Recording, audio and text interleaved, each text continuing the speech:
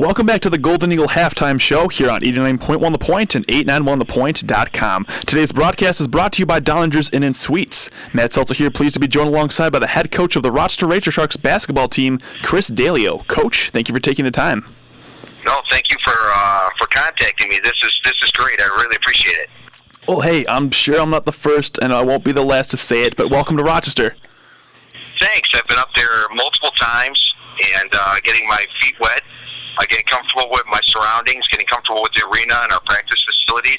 Everything has been first rate, so I'm excited to get the season going and start generating some wins.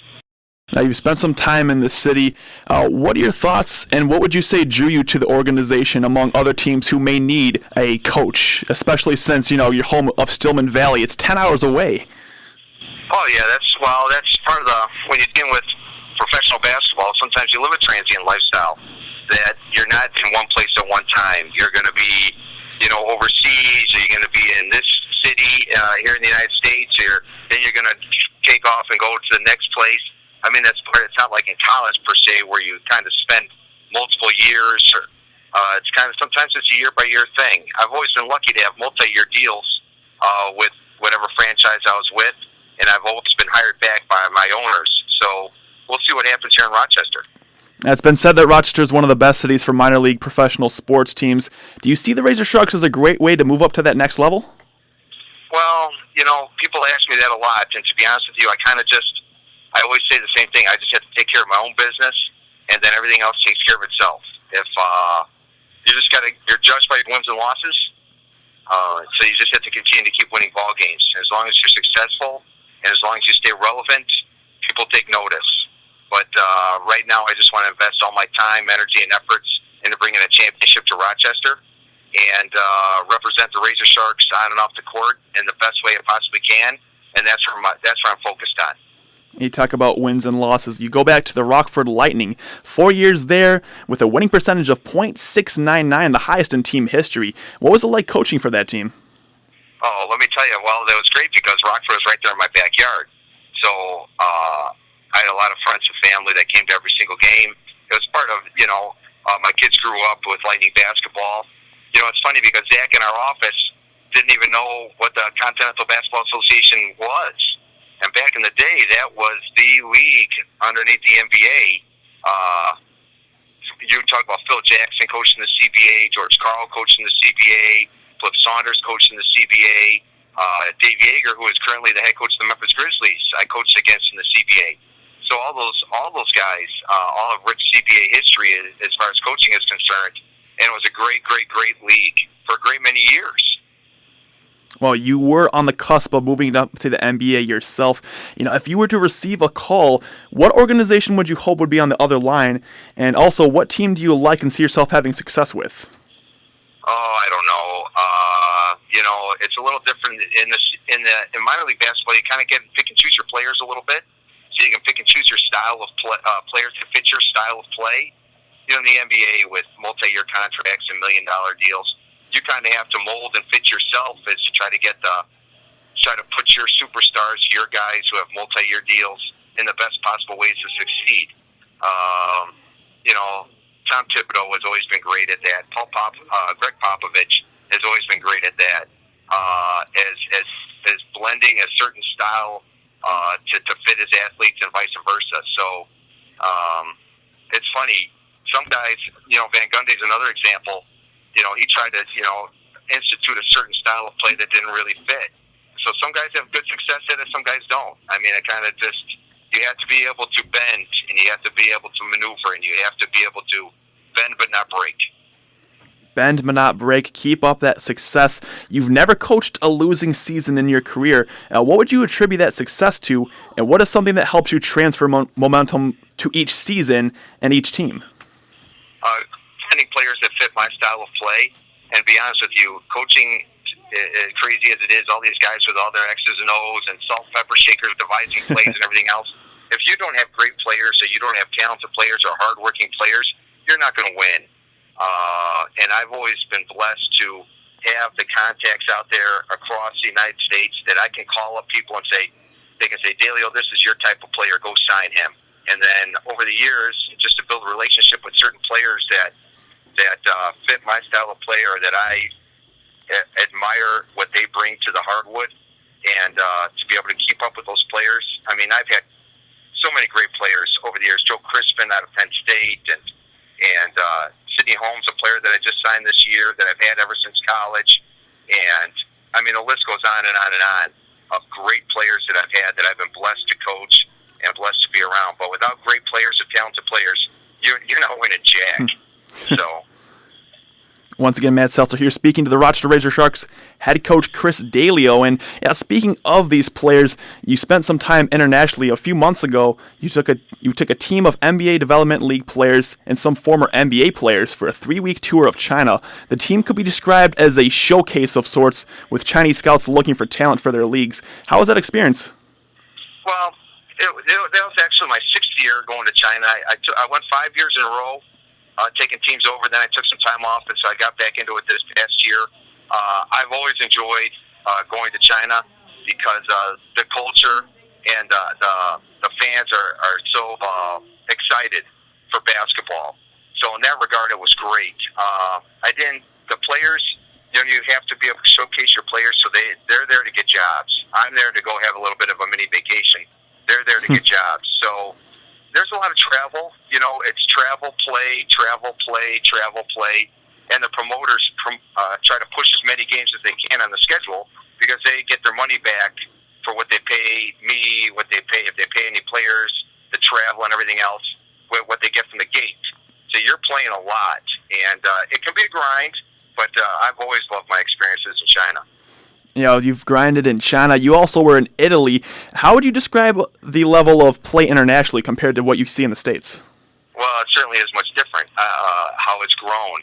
Back when I went to Italy, and I spoke at a convention, basketball convention in Italy, just even a couple years ago, and watching players develop. It's even funny, and even watching when we played the Chinese teams just recently. Back in the day, 10, 15 years ago, behind-the-back dribble for Chinese guards was not even in the realm of their vocabulary, basketball vocabulary. Now, there's guards taking our guys off the dribble repeatedly. Bigs have gotten better, more skilled. The whole level of basketball across the globe has risen so dramatically and quite rapidly that, to be honest with you, American basketball is now the powerhouse that it once was. European basketball is really... where the powerhouse of basketball is. And to be honest with you, you're going to see, I predict, in the next future wave of basketball, majority of your NBA rosters are going to be filled with European players.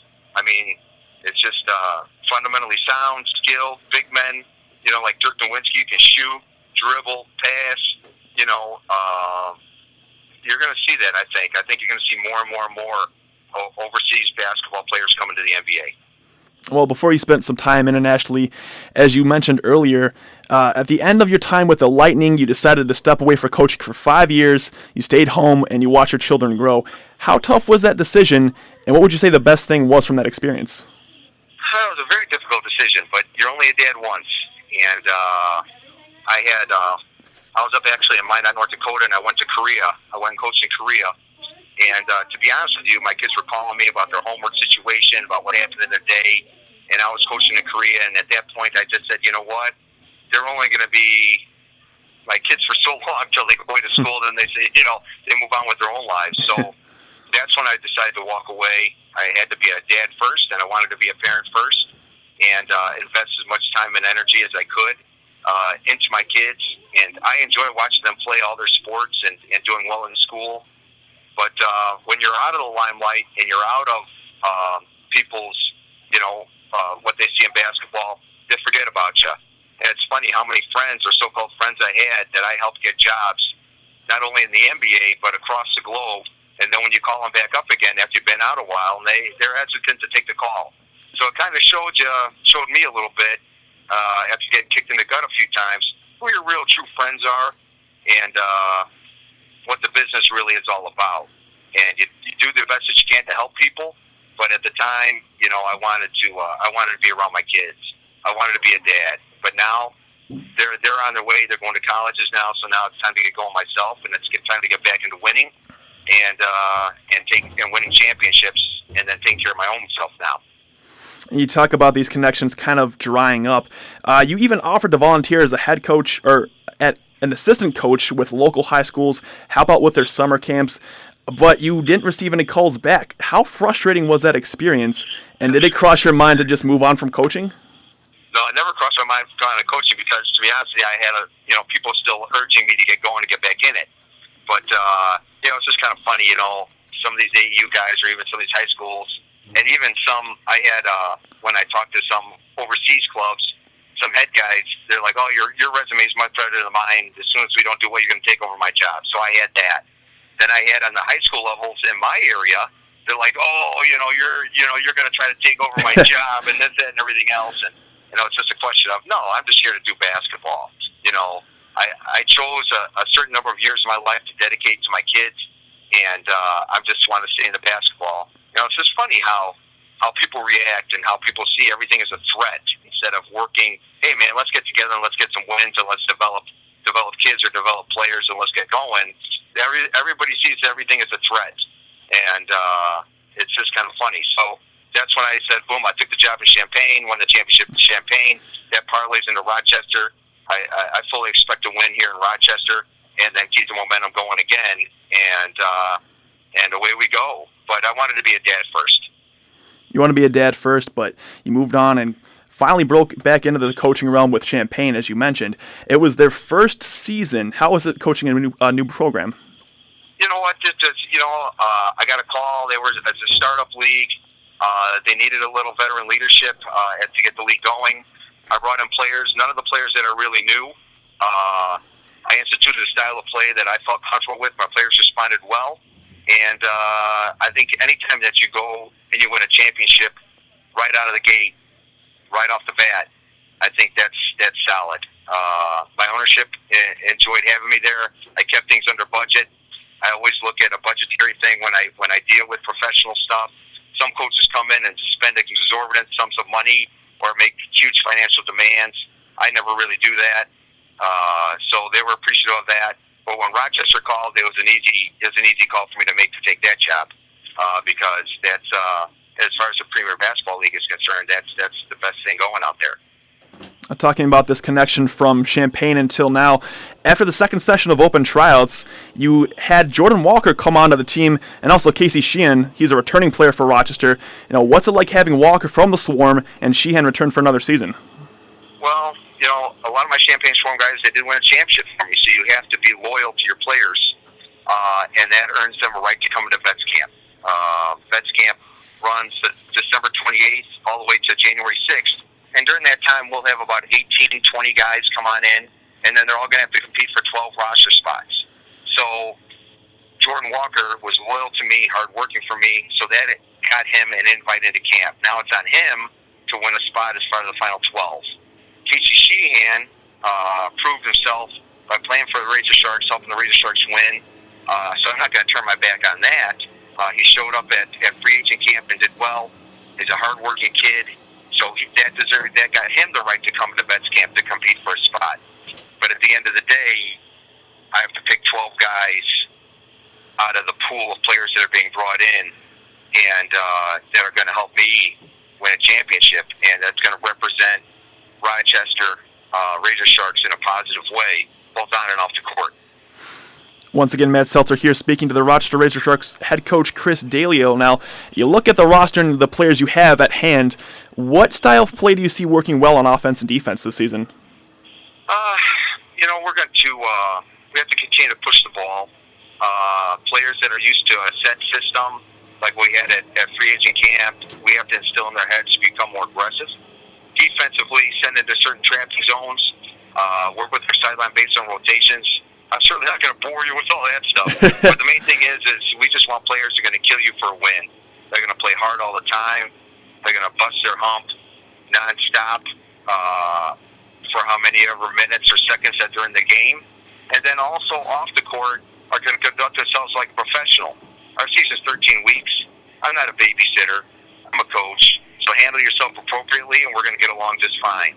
If you bring a lot of drama to the table or you bring a lot of off the incidents to the table, to be honest with you, every player is replaceable by making 2 phone calls.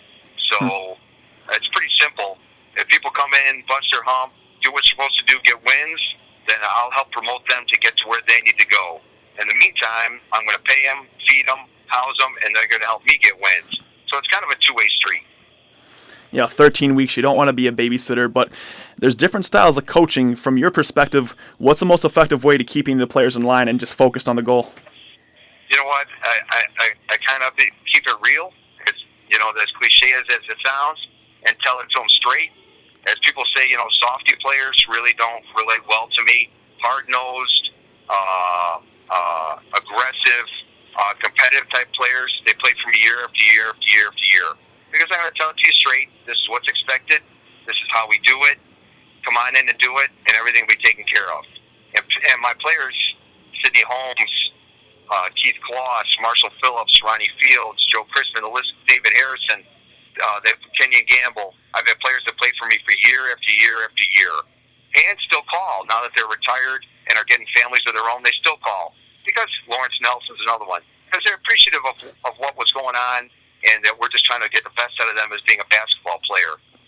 Some coaches, they like to pal around, they like to be friends, they like to try to win approval of their players.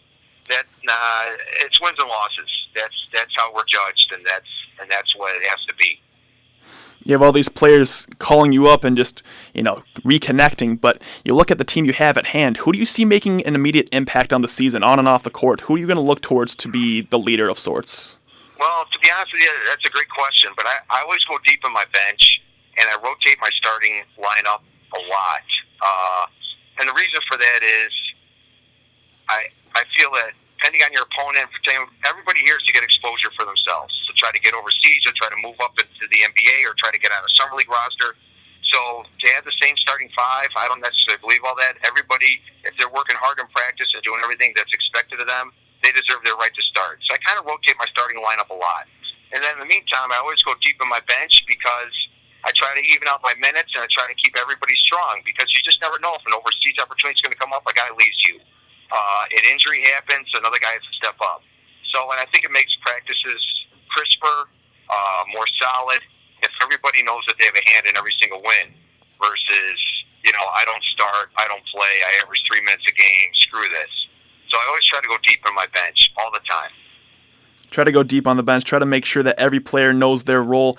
You have some time off before the home opener in January. What are your plans in the upcoming month to help keep that focus in practice and help prepare the Razor Sharks as a whole?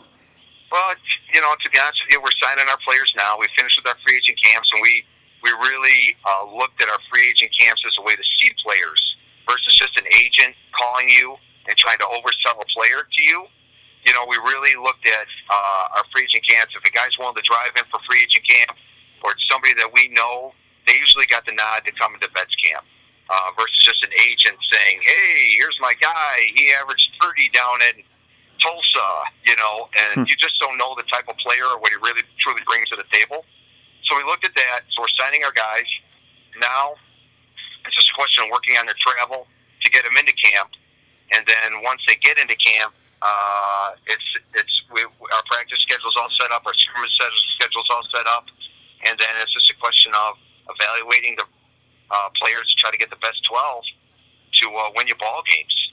And nobody hires a loser, and they don't care how big of a smile you have or what your great personality is or how many off time appearances you make. You lose ball games, you're not getting hired. So we got to go out and find 12 guys that can get us to be winners. Got to get those 12 guys. Got to have that winning team. Got to win from the first tip-off. But you look at the opening game, and it may not seem to have an effect on the game at all. But more fans may pack the stands of the Blue Cross Arena, as it's been announced. Biz Marquis is performing at halftime. If you've talked to players and fellow coaches, does it seem like there's more excitement in the air? Is there a level of atmosphere that they want to win this more, that there's going to be more fans attending this game? You always I know Rochester has great fan support. And I think you always play better when you have a bigger crowd. It's a nicer atmosphere. It makes for a more exciting game. Biz Marquis, certainly, I certainly know him, but I'm kind of aging myself. But I think anything to add to the game is hugely beneficial, whether it be a great halftime act or solid dance team or whatever the case may be. Great music during timeouts. I think everything like that adds to the experience, and I think Rochester has a reputation of doing those things. And Bismarck is one example of that. So I think that's all good stuff. Yep, absolutely. Well, once again, Matt Seltzer here speaking to the Rochester Red Sharks head coach Chris Daleo in his first season. You're listening to the Golden Eagle Halftime Show here on 89.1 The Point and 891thepoint.com. Today's broadcast is brought to you by Dollinger's Inn & Suites. Hey, Coach, thank you so much for your time, and good luck in preseason getting ready. Thank you very much. I greatly appreciate it. I enjoyed it immensely, and feel free to that call next me level? anytime. Well, people ask me that a lot, and to be honest with you,